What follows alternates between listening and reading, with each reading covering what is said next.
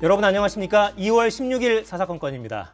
자, 정청래 더불어민주당 의원, 김재원 국민의힘 최고위원과 여의도 코너부터 바로 시작하겠습니다. 자, 안녕하세요. 네, 안녕하십니까? 오늘이 수요일이니까 이제 딱 3주 남았네요. 네, 선거운동 이틀째. 그렇죠. 네. 공식 선거운동 시작된 지 이틀째고 오늘 이재명 후보의 키워드는 뭡니까? 위기에 강한 유능한 경제 대통령이 되겠다. 그리고 저는 이제 마포에서 유세를 지금 하다 왔는데요. 한다면 하는 사람, 그리고 약속을 실천하는 대통령, 청년 기회 국가, 그리고 문화가 꼽히는 문화 강국을 만들겠다. 전쟁이 없는 한반도 평화를 정착시키겠다. 이런 게 주로 이제 키워드입니다. 유세 차량에서 딱 이런 톤으로 지금 말씀하고 계신 거예요? 좀 더 낮은 톤으로 하고 있습니다. 더 낮은 톤으로? 왜냐하면 좀 이렇게 소음 막 시끄럽게 막 하면 싫어하니까 주민 여러분 안녕하십니까? 국회의원 정청래입니다. 대통령은 문재인을 부탁합니다. 위기에 강한 유능한 경제 대통령 이재명을 부탁합니다. 이런 톤으로 합니다. 네, 익숙하네요. 네.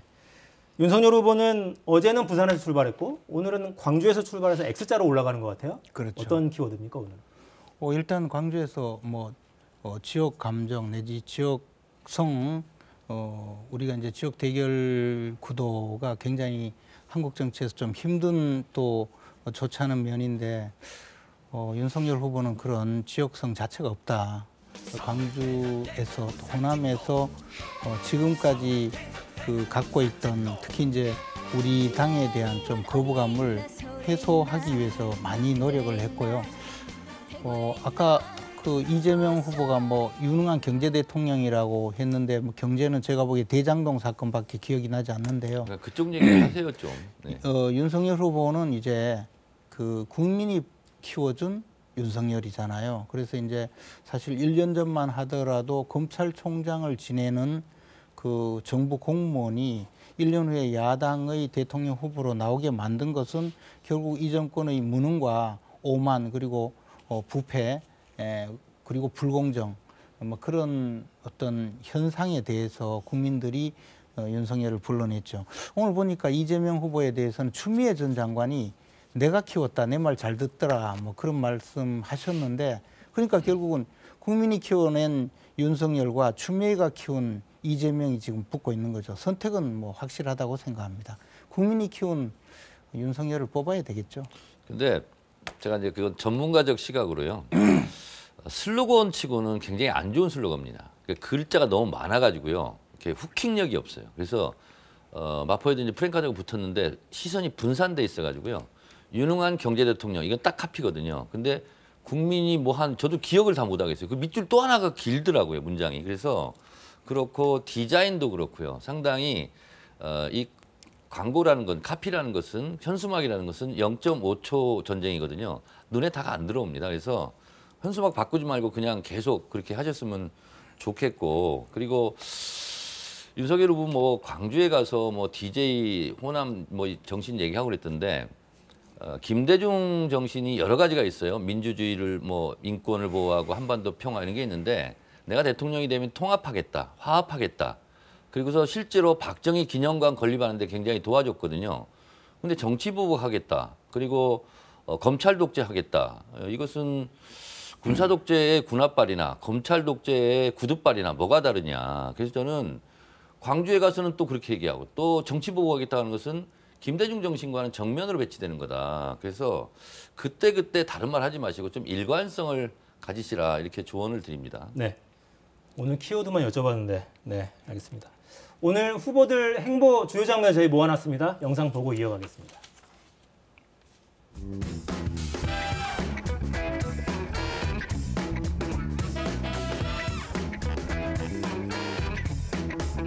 전라도 출신이면 어떻고 경상도 출신이면 어떻습니까?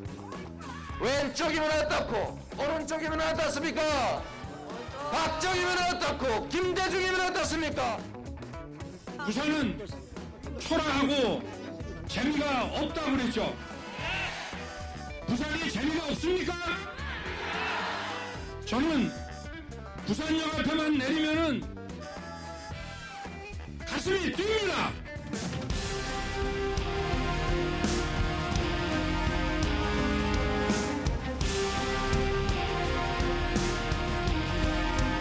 대한민국의 경제를 살릴 유능한 경제 대통령 후보 누구입니까 여러분?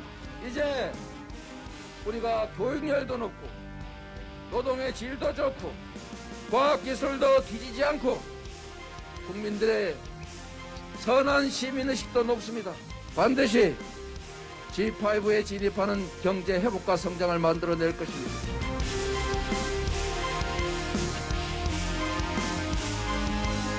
세계는 지역주의라는 것 자체가 없습니다. 민주당 독점 정치가 광주와 전남을 발전시켰습니까? 못했습니까, 여러분?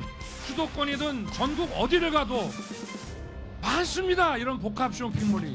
부산에 가보세요. 대전에 가보시고 대구를 가보십시오. 왜 광주만 없습니까? 네, 복합 쇼핑몰 이야기를 한참 했네요. 자, 이재명 후보 행보부터 좀 볼까요? 택시업계 만났고 취약 지역으로 꼽히는 강남, 잠실 이쪽을 오늘은 좀 흐르는 느낌이네요. 네네. 오늘 택시업계 만났고요. 저희 둘째 친형님이 대전에서 개인 택시를 합니다. 그래서 이제 택시업계 애환이라든가 이런 걸 제가 전달도 많이 해드리는데 택시업계에서 가장 현안이 뭐냐면 플랫폼 회사가 직할 택시를 위주로 콜을 한다는 거예요. 그러니까 나머지가 이제 피해를 보는 거죠. 그래서 택시 기사 하는 분들 만나봐도 이 플랫폼 회사의 횡포를 좀 막아달라. 그래서 플랫폼을 전국 택시화하겠다.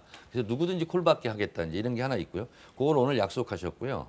그래서 직할 택시를 우선 배치하는 거, 플랫폼 회사에 그걸 좀 막아달라는 거 하고 또 하나는 택시업계 이제 오랜 수건 사업인데 러시아워를 제외하고는 버스 전용 차로가 그렇게 붐비지 않지 않습니까? 그래서 그 시간만큼은 택시가 거기도 진입하게 해달라. 출퇴근 시간 말고는 들어갈 수 있게 해달라. 그렇죠. 왜냐하면 크게 지장이 교통 흐름에 지장이 없기 때문에 이런 이제 디테일 같은 게 좀 있거든요. 그리고 이제 다른 부분도 있지만 어쨌든 오늘 이재명 후보가 택시업계 만나서 정책 협약을 했고요. 그리고 이제 택시 기사들은 우리가 보통 우리 뭐 앵커도 그렇지만 저도 가끔 택시를 타면 택시 기사의 한마디 한마디가 민심의 바로미터처럼 달리는 스피커지 않습니까? 그래서 저희는 택시업계의 그런 애환 이런 것을 잘 보듬어 안겠다 이런 생각을 가지고 오늘 후보가 만나서 정책 협약식을 잘했습니다. 네. 윤 후보는 김대중 전 대통령 언급하면서 지역 통합 강조했고 목표 득표율을 30%까지 올리겠다 이런 발언도 당내에 좀 나오던데요. 가능하다고 보세요? 그런데 이제 과거에 사실 우리 국민의힘 그 전신인 뭐 한나라당, 새누리당, 자유한국당 시절에 이제 그 선거를 하면서 저희들이 호남에 대해서 많은 그 고려를 하고 배려를 하고 또 다가서기를 하고 노력을 했지만 그러나 우리가 부족했기 때문에 호남인들의 마음을 온전히 얻는 데는 좀 어려웠거든요. 그래서 이명박 전 대통령의 경우에 8.55% 정도, 박근혜 전 대통령의 경우에 10.5% 정도, 뭐 그 정도 얻었지만 사실 그것도 굉장히 의미가 있다고 생각했어요. 또 점점 그 지역성을 좀 희석시켜가면서 전국 정당화를 하고 또 더 나가서 이제 사실 호남의 그 인심을 얻어야 우리가 이제 전국 정당 내지는 모든 국민들로부터 골고루 지지받는 정당이 되기 때문에 필생의 그 사업으로 생각했는데 역시 부족했죠. 근데 지금은 그때보다는 훨씬 신뢰를 좀 얻고 있다. 그런 마음으로 당초 20% 목표를 잡고 있다가 그 우리 이준석 대표는 25%, 지금 뭐 30% 이렇게 좀 목표를 잡고 있는데 저는 그래도 좀 과도한 것 아닌가. 민심이 그렇게 하루아침에 많이 달라지기는 좀 어렵고 한편 이제 세대가 조금 좀 달라지기 때문에 조금 좋은 그 신호는 있지만 너무 뭐 30% 이렇게 이야기하는 것은 또 이제 호남인들의 마음을 상할 수 있기 때문에 겸손하고 조심스럽게 다가가야 된다고 생각합니다. 주로 호남권의 좀 젊은 층은 움직일 여지가 있다. 이렇게 보시는 거죠? 그렇죠. 아무래도 이제 젊은 세대가 느끼는 지역성 또 지역 대결 구도와 과거에 광주 민주화 운동을 겪었던 세대 또는 그 이후라도 직간접적으로 영향을 받은 세대와는 조금 차이가 있다고 봅니다. 네. 이런 인식은 어떻게 보십니까? 김재원 최고가 모처럼 겸손한 표현을 저렇게 하시는데 뭐 맞는 말이에요. 그래서 저희는 이제 달빛 동맹이라는 말 들어보셨죠? 달구벌 대구와 빛골 광주의 연합, 뭐 화해 이런 걸 하는데 저희도 이제 진정 원하는 거고요. 그리고 국민의힘에서 광주 전남에서 30% 득표 목표를 한다는데 뭐 실현이 될 수도 있겠죠. 근데 마찬가지로 저희도 대구 경북에서 30% 이상 좀 얻었으면 좋겠어요. 그래서 이번 선거는 사상과 이념, 지역 감정이 좀 순화된 그런 선거이거든요. 그래서 어느 지역에서 막 독점적으로 몰표를 받는 것은 분명 좋은 현상은 아니죠. 그래서 저는 국민의힘도 호남에서 선전을 했으면 좋겠고 저희도 또 대구, 경북, 영남에서 저희도 좀 선전을 해서 그야말로 인물과 정책으로 좀 승부를 했으면 좋겠다. 지역 감정은 의정 활동도 사실상 방해합니다. 왜냐하면 의정 활동 열심히 할 필요가 없어요. 뭐 막대기라도 꽂지 않으면 당선된다 이런 말이 있는 거죠. 그렇죠. 그래서 공천만 받으면 다 당선되면 의정 활동을 열심히 할 필요도 없거든요. 그래서 국회의원의 건강한 의정 활동을 위해서라도 지역 감정은 좀 없어졌으면 좋겠습니다. 저는 그 윤 후보의 아까 현장 발언 중에 좀 눈에 띄었던 게 민주당이 계속 이 지역을 장악하고 있었는데 뭐가 달라졌느냐라고 이야기하잖아요. 근데 민주당은 영남 지역에 가서 비슷한 이야기예요. 계속 그러니까 찍어줘서 뭐가 달라졌냐, 살림살이 나아졌냐. 저런 얘기는 사실은 지역 감정을 오히려 역으로 자극하는 발언이거든요. 민주당한테 표를 많이 줬는데 민주당이 해준 게 뭐가 있느냐. 그래서 오히려 역으로 지역 감정을 교묘히 이용하는 거거든요.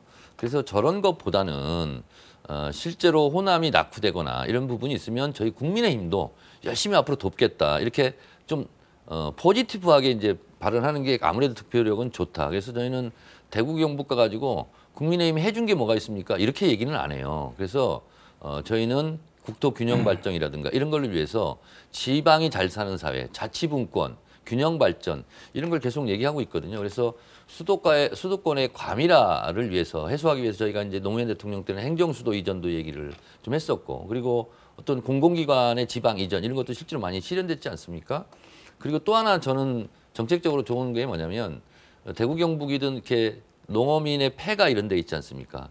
그래서 공시지가 2억 이하는 도시 사람들이 가서 사더라도 1가구 2주택으로 포함 안 시키는 세제 혜택도 주는 그래서 공동화 현상을 좀 막아줄 수 있는 그래서 토요일 날 일요일 날은 도시 사람들이 시골에 가서 사면 뭐 장사도 잘 되고 식당도 잘 될 거 아닙니까?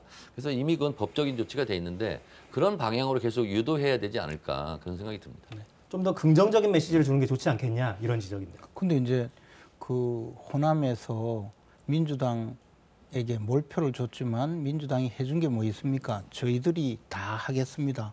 그 말이죠. 그러니까 지금 정청래 의원께서 말씀하신 대로 우리 윤석열 후보가 가서 약속을 한 거예요.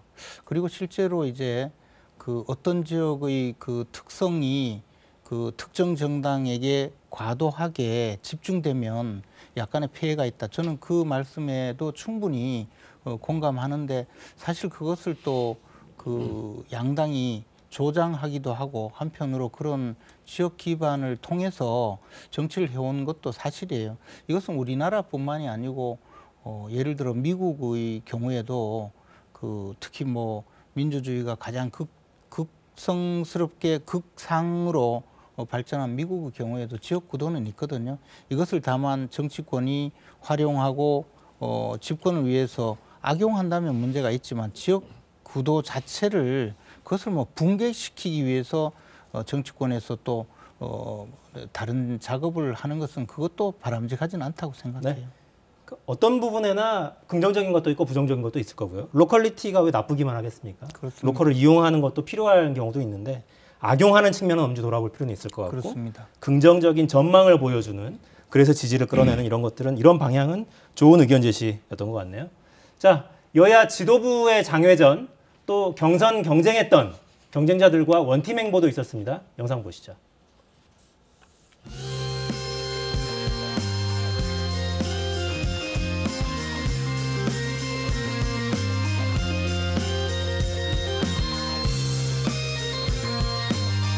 민주당 빨리 건너고 민생을 돕는데 모든 것을 바쳐 노력하겠습니다. 그 맨 앞줄에 이재명이 서게 될 것입니다. 직계 신공항이 제대로 기능을 하려면 활주로가 한 3.8km 이상이 되어야 되고, 그리고 국비공항이 되어야 됩니다.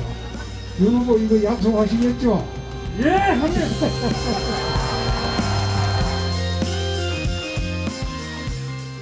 네, 윤석열 후보 동작이 커요, 이렇게. 아까 보니까 어퍼컷도 이렇게 하시고.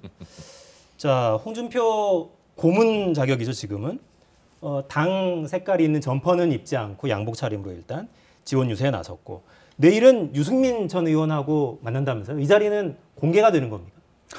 그것까지는 아직 알려지지 않았는데 어찌됐든 이제 그 대선 후보로 출마했던 여러 후보 중에서 마지막으로 후보가 직접 만나고 그것이 이제 언론을 통해서 공지가 되는 분이 유승민 전 의원인데요.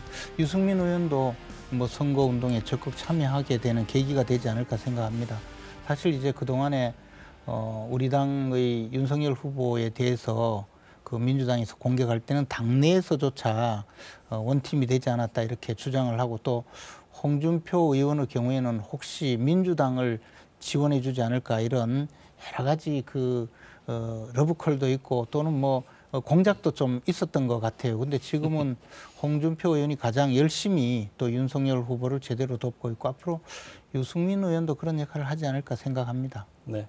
민주당 쪽에서는 통합정부론 띄우면서 유승민 의원도 손을 잡을 수 있다 이런 메시지도 계속 내더라고요.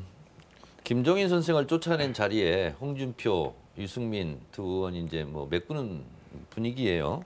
근데 홍준표 의원은 앵커 지적하다시피 옷을 안 입은 것은 저거는 반쪽 다리만 거치고 있는 것 같은 그런 느낌이고 이낙연 전 대표 같은 경우는 온몸을 다해서 지금 뭐 그냥 목소리가 쉴 정도로 진정성 있게 하고 있는데 그게 좀 비교 지점이 있는 것 같고요. 유승민 의원 같은 경우는 합류를 하든 하지 않든 간에 큰 영향력은 없어 보이는데 문제는 뭐냐면 버스 정류장에서 빨리 버스를 타고 종점을 향해서 갔어야 되거든요. 근데 지금 버스 종점에서 이제 버스를 올라탄 격이에요. 그 종점에서 더 이상 갈 데는 없어요, 버스가. 그래서 큰 효과는 없어 보입니다. 그런데 문제는 이제 국민의힘에서 김재원 최고 주장하듯이 우리는 원팀이 됐다. 그런데 저는 좀 억지 원팀이 아니냐 이런 생각이 좀 들어요. 이렇게 흔쾌히 지금 선거운동이 시작됐고 이제 4일째 유승민 뭐 전 의원이 이제 합류를 한다고 그러는데 왠지 좀 자연스러워 보이진 않고 좀 어색해 보이기는 합니다.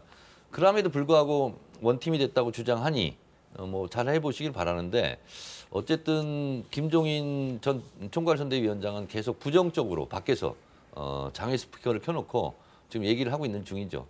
근데 이제 그 이재명 후보 측에서 유승민 의원을 등용하겠다, 유승민 의원 정도의 인물도 등용하겠다라는 이야기를 한 것을 두고 뭐 통합정부 이야기를 하던데요. 사실 통합정부라고 하려면 그 차라리 정청래 의원님처럼 지난번에 당에서 쫓아내려고 했던 분이라도 좀 제대로 끌어안고 등용하겠다고 하면 그것이 좀 통합정부가 되지 않을까 생각하고요. 국민 통합을 하려면 이재명 후보는 하다못해 친형이라도 좀 제대로 화해를 하고 형수하고 화해라도 좀 해야 되지 집안도 화해하지 않으면서 무슨 통합입니까? 저는 그거는 좀 이해가 안 가요. 그렇게 말씀하신다면 김재원 의원 빨리 출당해서 출마를 시키고 화합하는 게 좋죠. 당선돼서 다시 돌아와라. 저 당을 위해서 저렇게 그 맘에도 없는 얘기를 하면서 윤석열 후보를 계속 쉴드를 치면서 옹호하고 칭찬하는데 저런 분은 공천도 주지 않고 국회의원 출마 기회도 뺏으면서 뭘 얘기를 하는 거예요. 저희는 원래 지금 북유럽 선진국가를 보더라도 이제 연립정부, 연합정부 이게 좀 대세지 않습니까? 그리고 한 곳으로 몰아서 하다 보니까 좀 부작용이 있고 그래서 저희는 당이 달라도 유능한 인재라면 적재적소에 배치하겠다. 그래서 이게 이제 사실 노무현 대통령 때부터 추진했던 거거든요. 그때 열린 우리당일 때 뭐 꼬마 민주당으로 우리가 보통 이제 알기 쉽게 얘기를 하자면 그때 계셨던 분들을 입각제의도 하고 그랬잖아요. 그런 것처럼 이제 어떻게 보면 독점과 독주 시대 이런 것에 대해서 뭐 여러 가지 비판들이 있지 않습니까? 그래서 저는 이재명 대통령이 돼서 유승민 의원 같은 분은 합리적인 보수라고 뭐 자타가 공인하지 않습니까? 그런 분들은 뭐 내각에 중용해서 쓸 수도 있지 않는가. 그래서 오히려 저렇게 막 갈고리 섞인 얘기를 하는 것보다는 윤석열 후보도 만약에 대통령이 되면 합리적인 인사가 있다면 민주당 인사도 기용하겠다 이렇게 말하는 것이 긍정적이죠. 저렇게 말씀하시는 것은 표를 깎아먹는 좀 오만한 태도 아닌가 이렇게 생각이 듭니다. 근데 그게 이제 유승민 의원을 뭐 등용할 듯이 이야기하는 것은 우리 당내의 균열을 야기하려는 그런 불순한 동기에서 이야기하는 이간책이지 그것을 어떻게 국민통합이라고 볼 수 있겠어요. 그래서 아무리 선거라고 하더라도 마음에 없는 말을 해서 그것이 표가 되리라고 너무 그렇게 자신 있게 생각할 필요는 없다고 봐요. 국민의힘에서 입장에서 저렇게 얘기할 수 있거든요. 근데 실제로 김대중 정신 광주에 가서 얘기를 했는데 윤석열 후보가 김대중 대통령은 실제로 자기를 사형 선고했던 전두환이나 자기를 못 살게 정치적으로 핍박했던 박정희, 기념관 같은 경우도 실제로 실행에 옮기지 않았습니까? 그래서 저는 선거 기간이니까 솔직히 득표를 위해서 다 정치적 의도를 갖고 하는 말이라는 것은 저도 인정하겠어요. 그러나 설령 그런 표현이라 할지라도 어쨌든 그런 부분에 대해서는 긍정적이다라고 이렇게 응답하는 것이 본인들 득표에도 좋을 것 같은데 저는 저렇게 꼭 얘기를 해야 되나 이런 생각이 듭니다. 관련해서 주제를 살짝 바꿔서 이 질문부터 좀 드려볼까요? 윤석열 후보 검찰개혁 관련 공약 내놓은 거 가지고 여당에서는 굉장히 크게 반발하잖아요. 청와대에서 입장이 여러 차례 나왔고 이 문제에 대해서는 어떻게 생각하십니까? 근데 저는 좀 이해가 안 가는 것이 이게 이제 윤석열 후보의 공약이 법무부 장관의 그 개별 수사 지휘권을 폐지하겠다는 거잖아요. 그것은 법무부 장관이 정치인으로서 검찰의 그 법과 원칙에 따른 수사에 정치적으로 개입하는 통로가 바로 수사 지휘권이었거든요. 과거 그 추미애 법무장관의 경우에는 이제 문재인 대통령이 그 성역 없이 수사라, 그 살아있는 권력도 수사라 이렇게 검찰총장 임명 자리에서 윤석열 당시 검찰총장에게 사실상 그 지시를 한 것이죠. 그랬었죠. 성역 없이 수사해달라. 그렇게 해서 또 윤석열 후보는 그 문재인 대통령의 말을 믿고 가장 그 위선적이고 부패했던 조국 전 장관 그리고 이제 울산시장을 부정선거를 통해서 당선시키려고 했던 청와대 관계자들을 수사를 했죠. 그러니까 그 수사를 막기 위해서 수사검사들을 전부 쫓아냈어요.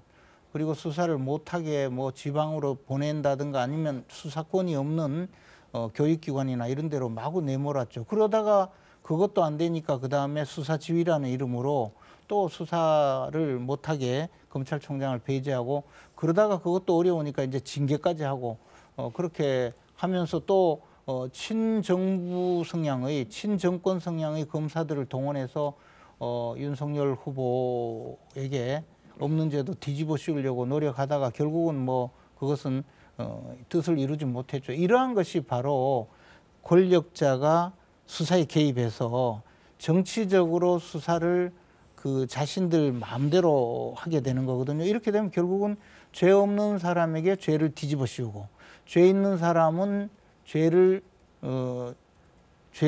그 처벌받지 못하게 오히려 죄를 벗겨주는 그러한 부당한 일이 생기는데 그것을 막기 위해서 청와대에 있는 민정수석실도 폐지하겠다. 법무장관의 그 검사에 대한 수사지휘권도 폐지하겠다.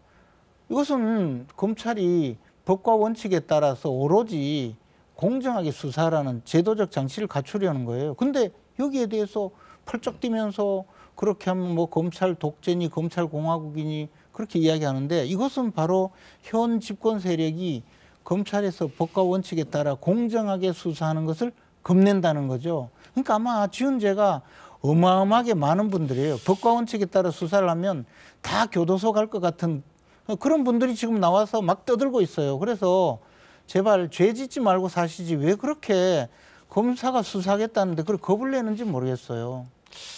공교롭게요. 윤석열 검찰총장 재직 시절에 도이치모터스 사건 있잖아요. 주가 의혹 사건. 이것이 수사가 잘 안 됐습니다. 그리고 부인 장모 요양급여 부정수급 사건도 왠지 그냥 멈춰 있었어요. 추미애 장관이 수사지휘권을 한 것은 검찰총장과 관련 있는 장모 사건이라든가 검언유착, 한동훈 검사와 관련된 측근이 관련된 것은 수사에 손 떼라 한 거예요. 그래서 손 뗐어요. 그랬더니 도이치모터스 주가 조작 사건 관련자들 다 지금 구속되고 재판받고 있습니다. 한 명 지금 소환 대상자가 김건희 씨 본인 부인이에요. 그리고 장모 사건도 어쨌든 1심, 2심 판결을 하고 있지 않습니까? 수사를 했고 그런 부분에 대해서 수사 지휘를 했지 어떤 수사를 하지 마라, 하라 이렇게 한 건 아니고요. 또 어떤 걸 덮어주고 뭐 어떤 걸 더 보복 수사하라 한 건 아니었다라는 거고요. 이거하고 똑같은 겁니다. 육군 참모총장이 국방부 장관 나 지휘할 생각 하지 말고 손 떼어. 합참의장 손 떼어. 이런 거거든요. 검찰은요. 행정부의 일원입니다. 공무원이고요. 그래서 대통령 행정부 수반이고요. 그리고 법무부 장관을 통해서 지휘를 하는 거예요. 그것도 개별 사건이 아니라 검찰총장을 통해서 이걸 안 하겠다는 거죠. 그래서 대체적으로 봤더니 이런 거예요. 법무부 장관이 수사 지휘권을 폐지하겠다. 그리고 공수처를 단계적으로 폐지하겠다. 검찰 수사권을 강화하겠다. 검찰총장의 예산 편성권을 보장해 주겠다. 그런 것은 뭐냐면 어느 누구로부터 타치를 안 받겠다. 민주적 통제를 받지 않겠다. 이것은 국민의 선출된 권력, 행정부 수반 대통령의 손에서 벗어나겠다는 것은 국민의 민주주의 투표권하고도 사실은 배척되는 지점이 있거든요. 그래서 결국은 군인들이 나와서 군사 독재를 했듯이 군홧발로 국민들을 짓밟았듯이 검찰 독재를 통해서 검찰의 구둣발로 결국 국민들을 짓밟겠다는 그 발상 아니겠는가. 그리고 저는 대선 때 이렇게 많은 반발을 불러일으킬 것이 뻔한데 이런 공약을 함부로 발표하는 것 자체가 검찰의 전행, 검찰의 아나무인 그런 습관이 배어서 있는 것이고 그러니까 기차 좌석에도 구둣발 올려놓는 거 아니냐. 일상화되어 있기 때문에. 그래서 검찰 독재를 막는 것이 3월 9일 또 대선 투표의 의미 아니겠느냐 그렇게 생각합니다. 근데 이제 그 비유도 엄청나게 부적절할 뿐만 아니라 검사들이 수사를 하면서 아무런 통제를 받지 않는다고 이야기하는 것도 너무 무지해서 그런 말씀하시는 것 아닌가 검찰 생각하는데요. 자체를 얘기하는 거예요. 검사를 얘기하는 게 아닙니다. 지금 이야기를 잘 들어보세요. 검사가 수사를 하면요. 일일이 영장을 청구하든 또는 최근에는 이 검사가 전화를 누구한테 했는지 통화 사실 조회를 하든 또는 계좌 추적을 하든 압수수색을 하든 또는 인신에 대해서 체포하든 모든 수사 단계마다 법원의 판사의 통제를 받게 되어 있어요. 이것은 이제 헌법상으로 나와 있는 것이죠. 그것을 법률을 개정해서 점점 사법부 통제를 더 강화하거든요. 이렇게 함으로써 결국은 검사의 수사권에 대해서 사법적 통제를 가능하게 하거든요. 그런데 지금 말씀하시는 뭐 민주적 통제라는 이름 들으면 거창할 것 같지만 이것은 정치인들이 자기들의 정치적 목적에 의해서 검찰을 하수인으로 부리겠다는 이야기예요. 말이 민주적 통제지 대통령이 예를 들어 누구는 미우니까 수사를 엄하게 해라. 예를 들어 과거 정권은 죄가 나올 때까지 철저하게 탈탈 털어라. 이렇게 지시를 하고 내 편이니까 수사를 해. 조국이 수사를 했단 말이야. 그 검사들 다 쫓아내. 이렇게 이야기한다면 그게 온전한 그 법과 원칙에 따른 수사가 되겠습니까? 그래서 지금 대장동 사건도 멀쩡하게 대장동 사건이 수사가 더 진행되어야 되는데 지금 좀 뭉개고 있잖아요. 이것이 바로 현장에 있는 일이거든요. 만약에 검찰이 정권의 눈치를 보지 않고 수사를 할 수 있었다면 이렇게만 수사가 됐겠습니까? 저는 그렇기 때문에 법무장관의 수사지휘권 폐지라든가 또는 그 검찰의 예산권 독립 이런 문제도 사실은 검찰 조직 운영의 독자성을 위해서 필요하다고 판단해서 지금 공약을 한 것이거든요.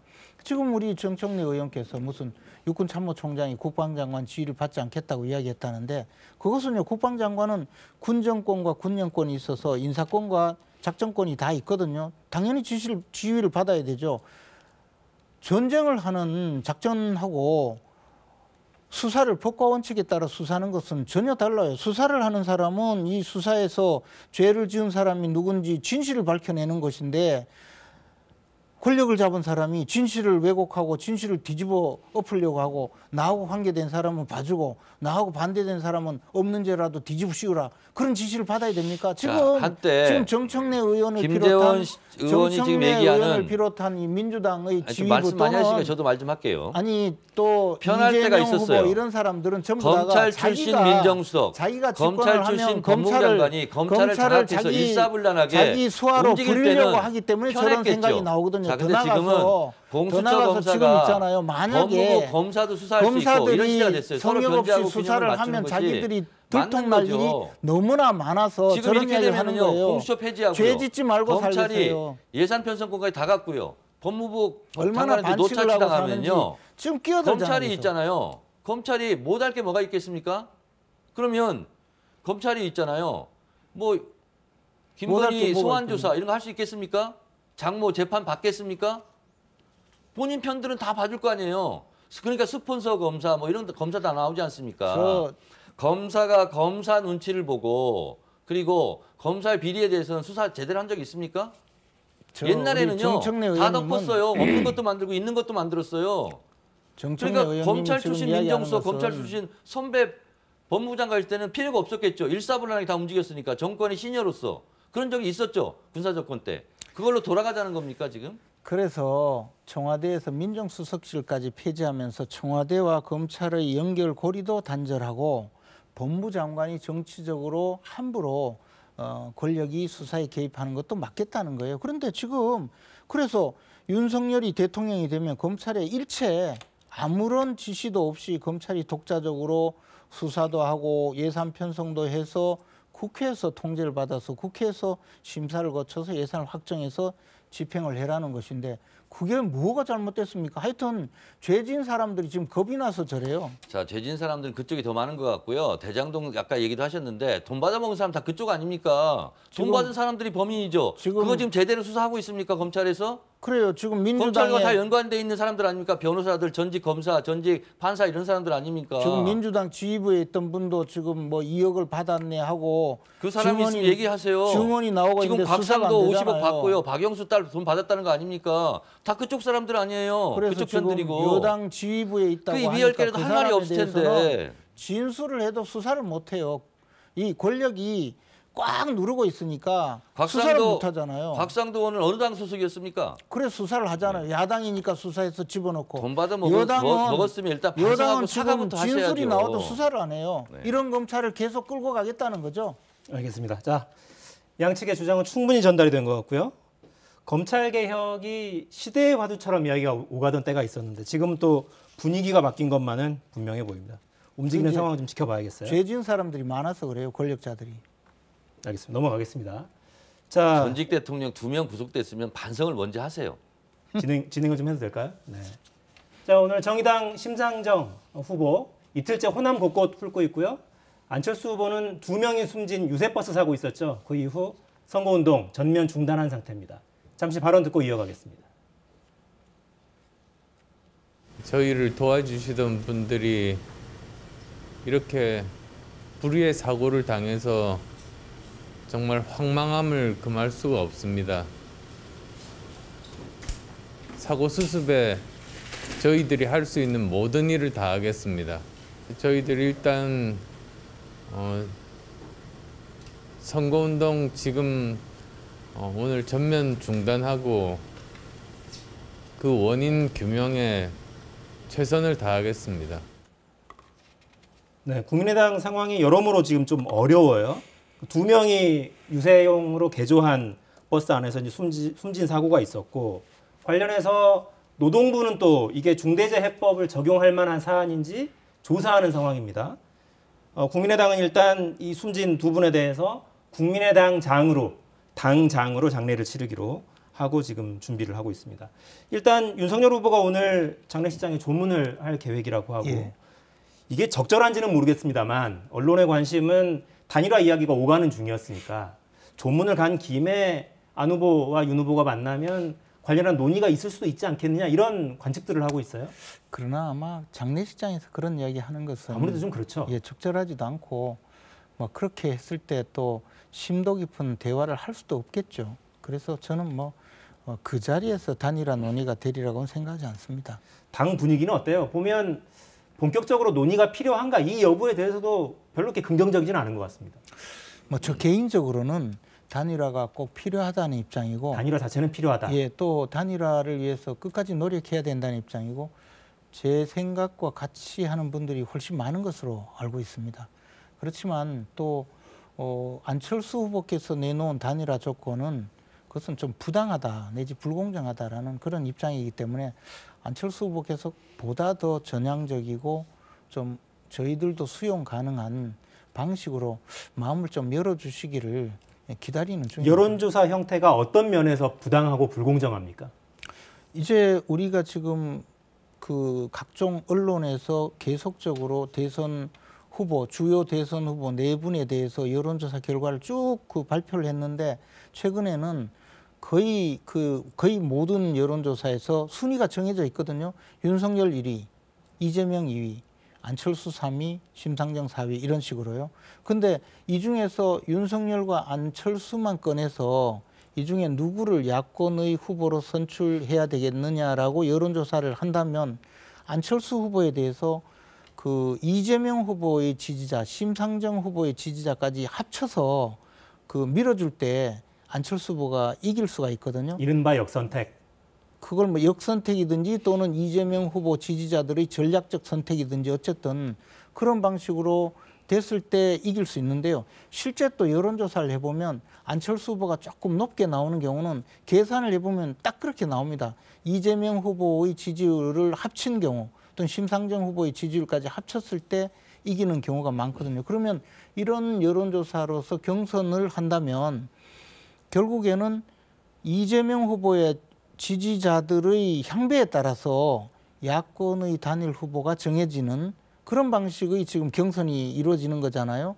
그러면 이것은 뭐 좀 나쁘게 말하면 적에게 우리 목을 내놓고 선택을 기다리는 그런 꼴이 된다는 거죠.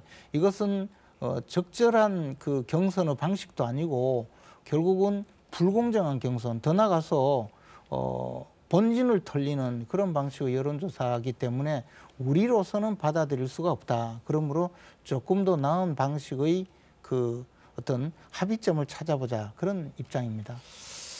그 안철수 후보 유세원 돌아가신 부분에 고인의 명복을 빌고요. 근데 이제 국민의힘에서는 고인의 명복을 빈다면서 윤석열의 그 볼성사는 어퍼컷 사진을 올렸다가 뭐 삭제하고 그랬던데 그런 일은 좀 안 했으면 좋겠다 이런 생각이 좀 하나 들고요. 단일화 부분은 또 하나의 내로남불이다 그렇게 생각을 하거든요. 단일화는 내로 해야 된다. 남은 불가하다. 그래서 내로남불이다 이런 생각이 들고 국민의힘의 안철수 후보에 대한 태도는 단일화를 협상할 의지가 없어 보여요. 제가 볼 때는 통 큰 뭐 결단 얘기하는데 통 큰 협박이다. 저는 이렇게 생각을 합니다. 그래서 결국은 이준석 대표는 계속 안철수 후보의 자존심을 계속 건드리고 베끼고 있어요. 마치 소가죽 베끼듯이 뭐 이렇게 생각이 들고 그래서 그렇게 한들 단일화에 대한 시너지 효과가 나냐. 그렇다면 반일화, 반대할, 반일화고 반쪽인 반일화다. 저는 이렇게 생각이 들거든요. 결국 단일화를 하려면 진짜 조심조심 살얼음 걷듯이 해야 되거든요. 근데 국민의힘의 태도는 오만을 넘어서 거만으로까지 갔다. 결국은 안철수 당신 사퇴하고 윤석열 후보 지지 선언해 라는 것이 숨겨져 있는 것 같아요. 언중유골로. 그래서 단일화는 그런 면에서는 물 건너간 거 아니냐 이런 생각이 좀 들어요. 그래서 국민의힘은 본인들이 지금 아까도 뭐 계속 1등 한다고 저렇게 주장하는데 국민들은요 중앙선관위 여론조사에 의하면 투표일 3주 이상 전까지 결정한 3주 한 달 이내에 결정 이전부터 결정한 것이 48.3%고 3주 전부터 투표일까지 투표를 결정했다는 것이 51%랍니다. 그러니까 지금 어떻게 보면 중앙선관위 지난 대선 유권자 투표 성향 분석 여론조사에 의하면 절반쯤은 지금 보고 있는 거예요. 근데 국민의힘의 저런 태도는 국민들이 제일 싫어하는 것이 오만 불손, 뭐 거만 이런 거 아니겠습니까? 적어도 안철수 후보에 대해서는 그런 태도를 보이고 있는 것은 국민을 눈살을 찌푸리기에 충분하다 이렇게 생각합니다. 근데 이미 이제 민주당과 그 안철수 후보가 한 번씩 단일화도 하고 또 합당도 했잖아요. 근데 이제 안철수 후보는 아마 그 민주당으로부터 거의 그 모욕적으로 버림을 받고 그래서 이제 새로 정당을 만들고 지금 정치 활동을 하고 있는데 대한다? 그래서 국민의힘도? 아마 그 저희들은 뭐 모욕적으로 대한다기보다는 일종의 지금 모욕 아니면 조롱이죠. 일종의 협상이죠. 근데 이제 민주당은 이미 안철수 후보에게 인간적으로 보일 수 있는 모든 극악무도한 일을 다 저질렀죠. 네, 알겠습니다. 아무리 그래도 그렇지 윤석열은 아니지 않습니까? 단일화 협상 쉽지 않아 보이네요. 네, 지금까지 김재원 최고 그리고 정청래 의원이었습니다. 두 분 고맙습니다. 맞습니다.